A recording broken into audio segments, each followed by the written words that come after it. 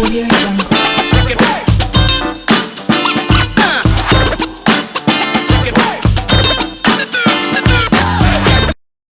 Salut la Fafa, donc une troisième vidéo, on est mardi, une autre vidéo statique, la troisième de la journée, donc on garde le flow et c'est comme ça, c'est le nouveau, c'est le nouveau lifestyle, c'est la nouvelle routine maintenant, donc c'est des vidéos de 15-20 minutes, pas plus, et voilà, chaque fois il y a des news, une petite brochette de news, je la mets dans une vidéo et je la lance pour vous la famille. Donc on commence sans trop perdre votre temps. Ripple Client, ça vient de sortir il y a pas longtemps, Ripple Client Tranglo approuvé pour stimuler les transferts d'argent et l'émission de monnaie électronique en Asie. Le client de Ripple, Tranglo, est béni par les régulateurs pour commencer à offrir de nouveaux services de paiement à Singapour et dans d'autres pays asiatiques. Faut pas oublier que Ripple détient 40% de Tranglo. Donc, ce n'est pas rien. Tout ce que Tranglo fait, c'est bien pour Ripple. L'opérateur de paiement transfrontalier de solutions de paiement mobile Tranglo fait savoir qu'il est désormais agréé par les autorités de Singapour pour offrir à ses clients de nouveaux services liés au transfert d'argent dans le pays et à l'étranger. Ripple a récemment acheté une participation de 40% dans Tranglo pour renforcer sa présence en Asie du Sud-Est et lancer de nouveaux corridors ODL, On Demand Liquidity, qui est XRP, pour les consommateurs locaux. Tranglo reçoit un coup de pouce pour ses services de paiement mondiaux. Selon le communiqué de presse publié par le blog Tranglo, la société a été agréée pour offrir des services d'émission de comptes de transfert d'argent dans le pays et d'émission de monnaie électronique. Le régulateur qui a accordé la licence et l'autorité monétaire de Singapour, MAS, qui a donné l'autorisation en vertu de la PSA, Payment Services Act. Donc, qu'est-ce que Ripple fait? À travers d'autres compagnies, elle attaque des pays, elle attaque des juridictions et à travers eux, elle se place dans les pays qu'elle veut. Parce qu'il faut pas oublier que MAS, c'est pas qu'elle elle est en bataille avec Ripple. Non, non, il y a jamais eu un truc. C'est juste que Mas, elle l'a dit elle-même, elle ne préfère pas Ripple. Je sais pas pourquoi, aucune idée, mais je me rappelle, j'avais déjà vu un article parler de ça. Mais là, maintenant, on voit que Mas, elle a donné le OK à Tranglo et Ripple détient 40% dans Tranglo. Donc, c'est comme, Ripple sont tellement intelligents, ils passent. Tu sais, c'est incroyable leur façon de faire, leur stratégie, elle est malade. Mais là maintenant, à travers Tranglo, ils sont dans Singapour de la bonne façon. Cette loi est en vigueur depuis 2019, elle protège les consommateurs, assure la sécurité réglementaire. En outre, il offre un espace de croissance, d'amélioration et de stimulation de l'innovation aux opérateurs de services de paiement et à l'industrie des technologies financières. Les entreprises dont les opérations sont approuvées en vertu du PSA se conforment aux règles de lutte contre le blanchiment d'argent et le financement du terrorisme. Les couloirs asiatiques de Tranglo s'enrichissent de nouvelles fonctionnalités. Le réseau de paiement de la société comprend plus d'une centaine de pays. Donc, Ripple a accès à des centaines de pays. 1300 banques. Ripple a accès à 1300 banques et portefeuilles et plus de 2500 opérateurs mobiles. Ripple a accès à 2500 opérateurs mobiles. Il faut comprendre que Tranglo roule sur RippleNet. Donc, les 1300 banques, les centaines de pays, les 2500 opérateurs mobiles peuvent utiliser RippleNet.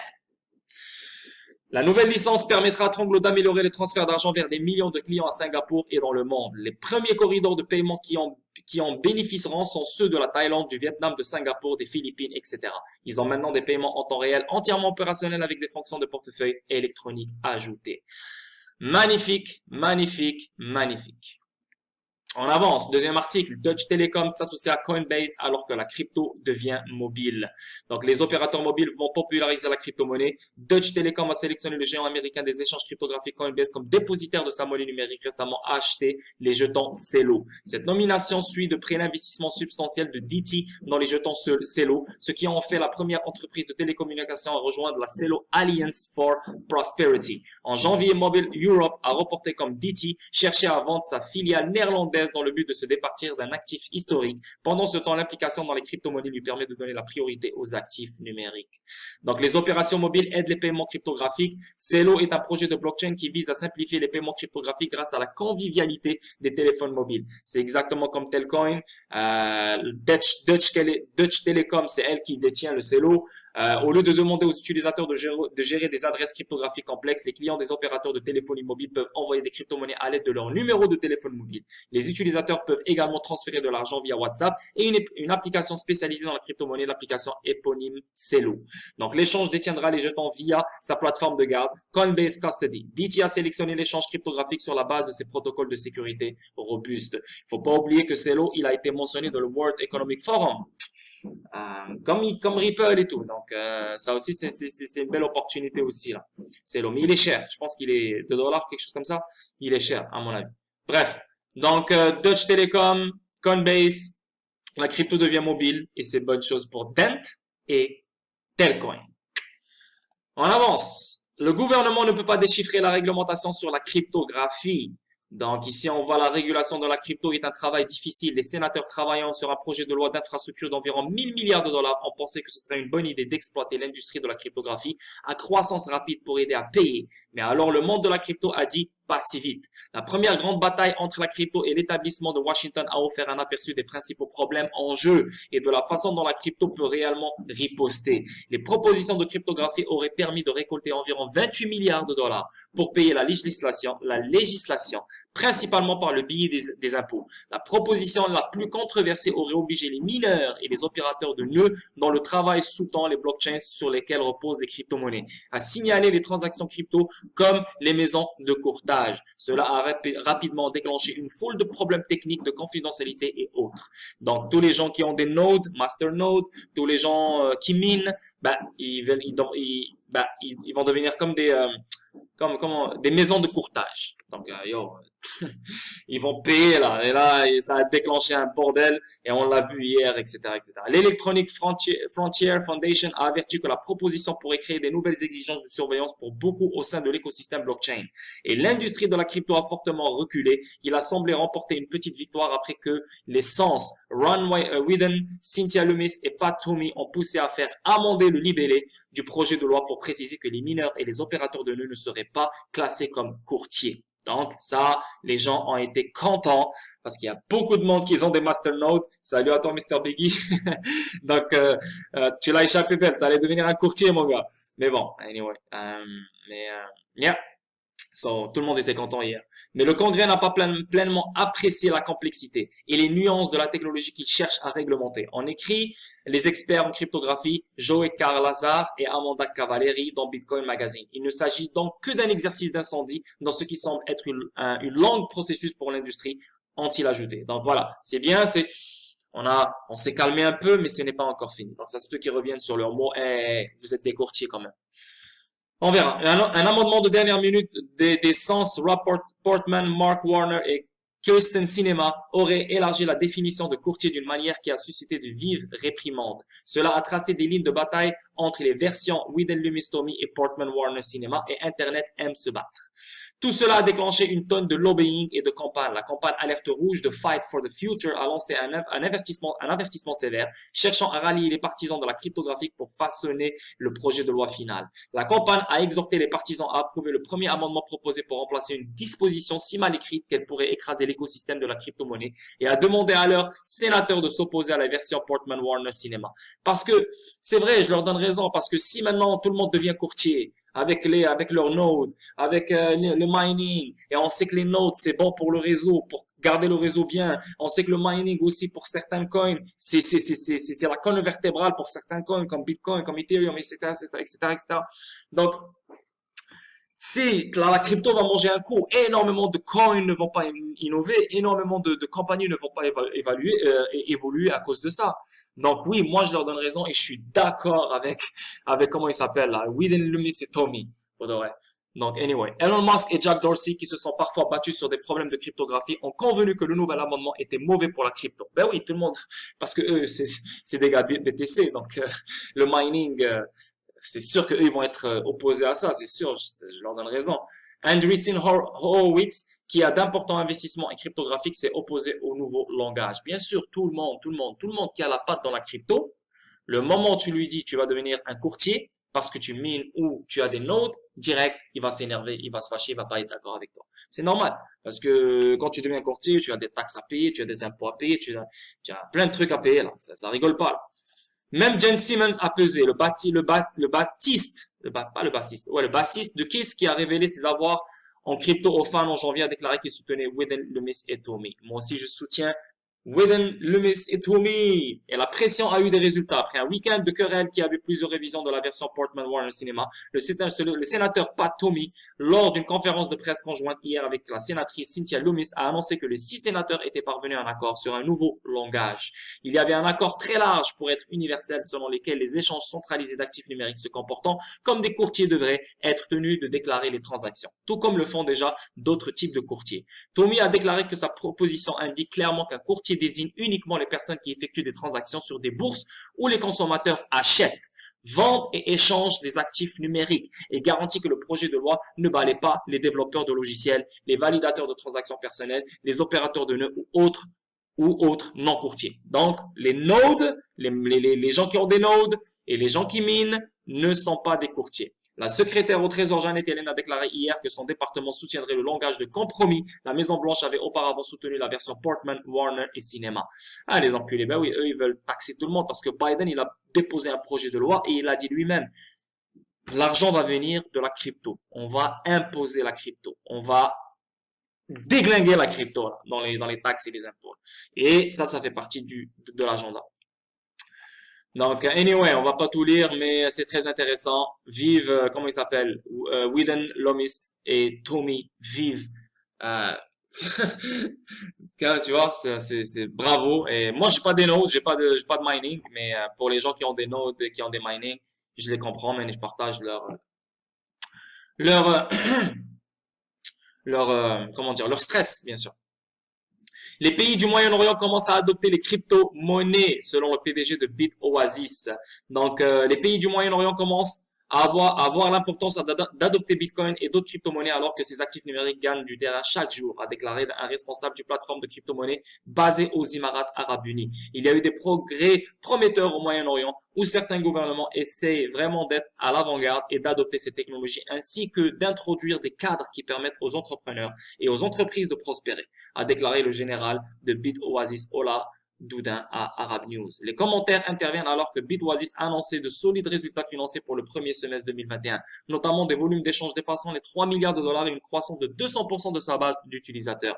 BitOasis a récemment obtenu ses licences réglementaires définitives du marché mondial d'Abu Dhabi en tant que mécanisme commercial multilatéral. Et Doudin a déclaré qu'elle était convaincue que d'autres organismes de réglementation prendraient des mesures similaires. Le soutien du gouvernement n'est pas seulement présent aux Émirats arabes unis, mais également sur d'autres marchés régionaux tels que l'Arabie saoudite et l'Égypte, où la plateforme basée à Dubaï prévoit de se développer à l'avenir. Nous sommes activement en pourparlers avec certains de ces régulateurs essayant de transférer nos connaissances autant que possible, d'acquérir ces licences au bon moment et d'avoir une communication constante avec eux. Cependant, il a reconnu que la réglementation dans l'espace crypto pourrait être difficile en raison de la rapidité avec laquelle la technologie évolue. L'espace évolue à une vitesse fulgurante essentiellement. Chaque nouveau mois, il y a une nouvelle application, une nouvelle technologie et une nouvelle innovation.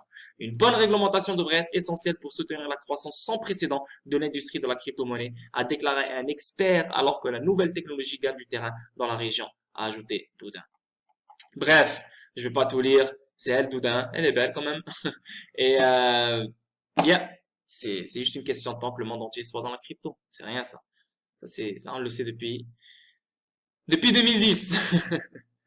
Bon, la Banque de Corée déclare que la crypto peut transformer les paradigmes financiers. La Banque de Corée, BOC, a reconnu que les blockchains et les plateformes décentralisées, dans un rapport, ils disent qu'il a le potentiel de changer les paradigmes financiers. Le BOC approfondit également le concept de décentralisation.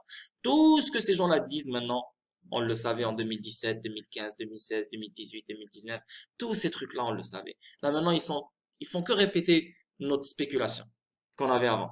Le 8 août, la Banque de Corée, BOC, a reconnu que les blockchains et les plateformes décentralisées ont le potentiel de changer les paradigmes financiers. Selon certaines informations, la BOC a publié une déclaration sur le potentiel des innovations numériques pour transformer les paradigmes financiers. Selon la déclaration de la banque, même si les actifs virtuels sont développés et gérés de manière privée, ils ont le potentiel de remplacer les monnaies fiduciaires à mesure que les économies deviennent de plus en plus numérisées. On parle de CBDCs, il faut pas oublier que XRP est au milieu de tout ça. En dehors de cela, le rapport indique également que les crypto-monnaies et la technologie blockchain ont introduit un nouvel écosystème financier qui ne repose pas sur les sociétés financières conventionnelles. On parle de DeFi, on parle de les emprunts, les Flare Network, vous le savez déjà. le yield farming, etc., etc. Dans le détail, la banque a approfondi également le concept de décentralisation car elle convient que les plateformes décentralisées qui facilitent les transactions P2P ont considérablement réduit les coûts des transactions financières en supprimant les courtiers et les médiateurs. Voilà, on parle de DeFi ici. La Banque de Corée a raison. HSBC interdit aux clients britanniques d'effectuer des paiements à Binance. HSBC a révélé qu'elle empêcherait les clients britanniques d'effectuer des paiements à Binance, l'échange de crypto-monnaies dans la mesure du possible. HSBC a pris cette décision en raison des préoccupations concernant les risques possibles pour ses clients. De grandes banques, dont Barclays, Santander et NatWest, ont également empêché des clients britanniques d'effectuer les paiements à Binance en juillet. Des mises en garde similaires ont été émises par des organismes de surveillance financière à Hong Kong, au Japon et aux îles Caïmans qui affirment que Binance a fourni des services financiers sans autorisation approprié. Aïe, aïe, aïe, aïe, aïe. Binance, Binance, Binance. Le bordel.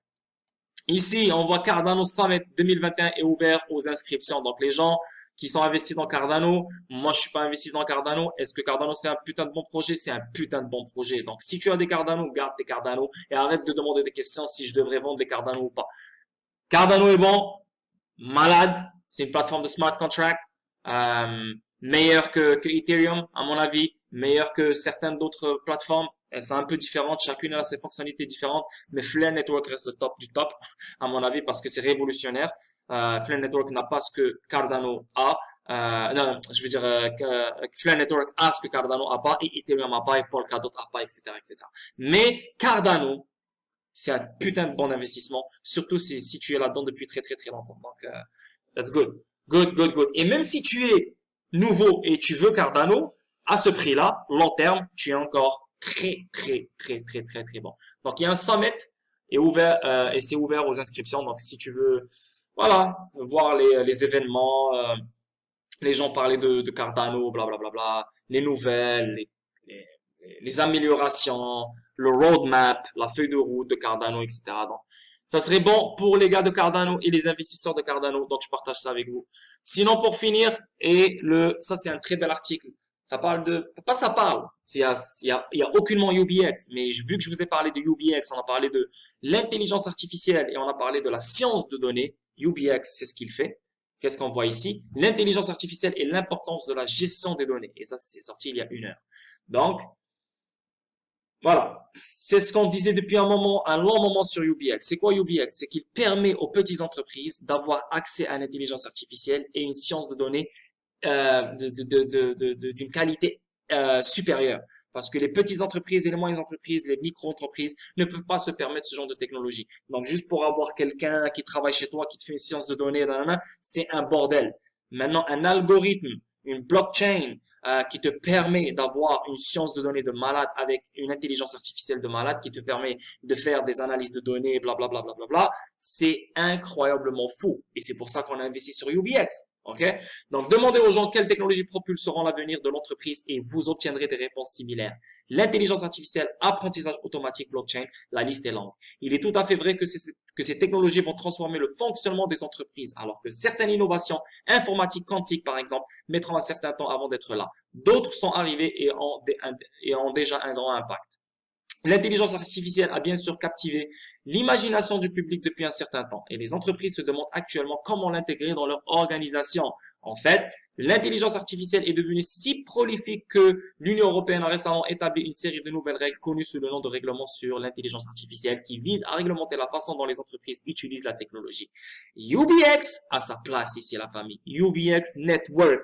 Il s'agit du premier cadre juridique de ce type tant au niveau européen que mondial. Il s'appliquera à la fois aux pays de l'Union européenne et à ceux qui travaillent avec eux, défiant l'opinion commune de la Silicon Valley, laquelle les technologies émergentes devraient être laissées de côté. La réglementation interdira certaines utilisations de l'intelligence artificielle et en limitera d'autres. Les règles stipulent que l'intelligence artificielle doit être testée et un certificat obtenu avant de pouvoir être mis sur le marché en fonction de son niveau de risque. En fin de compte, il s'agit de s'assurer que l'intelligence artificielle est transparente et sécurisée, ce qui, espérons-le, renforcera la confiance du public.